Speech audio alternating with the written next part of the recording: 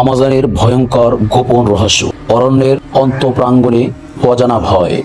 অন্ধকারের গভীরে ছড়িয়ে থাকা আমাজনের এই অরণ্য, যেখানকার গাছের ছায়ায় লুকানো রয়েছে অসংখ্য রহস্য ও ভয়ঙ্কর ভ্রান্তি। এই অরণ্য কেবল একটি প্রকৃতি সৃষ্টি নয়, বরং এক প্রকাণ্ড রহস্যের ভাণ্ডার।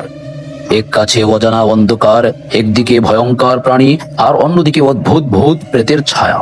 একদিক আধুনিক দুনিয়ার একদল পর্যটক ও গবেষক এই অরণ্যে প্রবেশ করে। তাদের মধ্যে একজন ছিল অভিজ্ঞ জঙ্গলের গবেষক ডক্টর রিয়া, যিনি এই অরণ্যের গোপন রহস্য জানার জন্য আগ্রহী। সাথে ছিল তার দলের অন্য সদস্যরা, অভিজ্ঞ অভিযাত্রী, বিজ্ঞানী এবং আলেকজান্ডার, একজন সাহসী সাংবাদিক।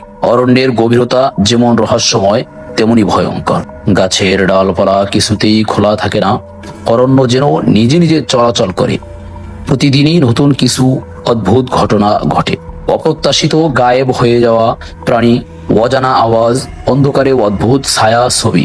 এক রাতে তারা হঠাৎই শুনতে পায় এক ভয়ঙ্কর গর্জন, যা যেন প্রকৃতির বাইরে এক জ্বালাময় ভাবের আক্রোশ। গর্জনের ধ্বনিতে চারপাশের বাতাস ঝাঁপিয়ে পড়ে। মনে হয় এই অরণ্য যেন নিজের বক্তৃতা করছে এক ভয়ঙ্কর রহস্যের। সেদিনের পর থেকে অরণ্যের ভিতর কিছুই আগের মতো নিস্তব্ধ আর শান্ত থাকে না। অদ্ভুতভাবে দলের একজনের কাছে আসে এক অদ্ভুত জিন, ভূতাসহ এক অদেখা প্রাচীন বই। বইটি বলে দেয়, এই অরণ্য কেবল প্রকৃতির নয়, বরং ভূতচক্র ও জিন প্রজাতির এক দৃঢ় রাজত্বের কেন্দ্র।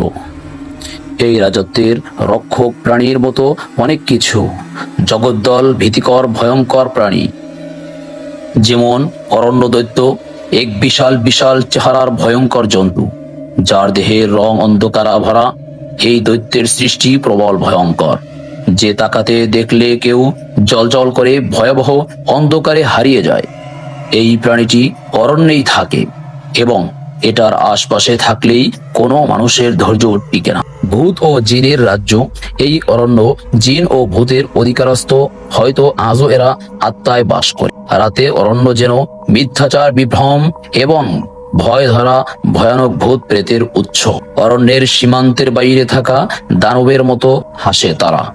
গাছের গন্ধে মিশে থাকা, অন্ধকারে ঝাঁপিয়ে পড়া এই প্রাণীগুলোর অস্তিত্ব কিছুই বুঝে উঠতে পারে না সাধারণ মানুষ। এমনকি দেখতে খুবই ভয়ঙ্কর, চোখ জ্বলজ্বল করে, আর তাদের কণ্ঠে আওয়াজ যেন গাছে গাছে বিকট শব্দ করে। তাদের অভিযান আরো ভয়ঙ্কর হয়ে ওঠে তখন এক রাতের অন্ধকারে একযোগে তারা অনুভব করে অরণ্য যেন তাদের পেছনে লুকিয়ে আছে। অপ্রত্যাশিত আওয়াজ, অদ্ভুত ছায়ার ছায়া, আর আশেপাশে শোনাও যায় অজানা প্রাণীর দৌরাত্ম্য। হঠাৎ অরণ্যের ভিতর থেকে দেখা যায় এক ভয়ঙ্কর জিন বা ভূতের উপস্থিতি। মূর্তি যেন অগ্নির মতো জ্বলজ্বল করে, কান্নার শব্দের মতো ধ্বনি যেন তাদের মাথার ভিতর বাজে। অবশেষে তারা বুঝতে পারে এই অরণ্য শুধুমাত্র স্বাভাবিক নয়, এটি এক ভয়ঙ্কর খণ্ডকালীন গৃহ।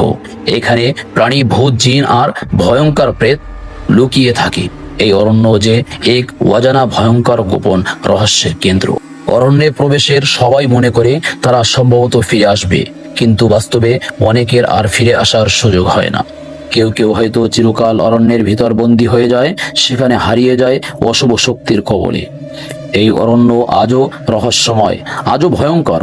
এর গোপন রহস্য কেবলমাত্র একটাই, যখন তুমি এর গভীরতা অনুভব করো, তখন তুমি বোঝো এই অরণ্য অন্যদের জন্য নয়, এটি এক ভয়ঙ্কর বাস্তবতার অন্ধকার দিক, একটি ভয়ঙ্কর অধ্যায়, যা অরণ্যকে করে তোলে মানব জাতির জন্য এক অজানা ডোরা জোড়া।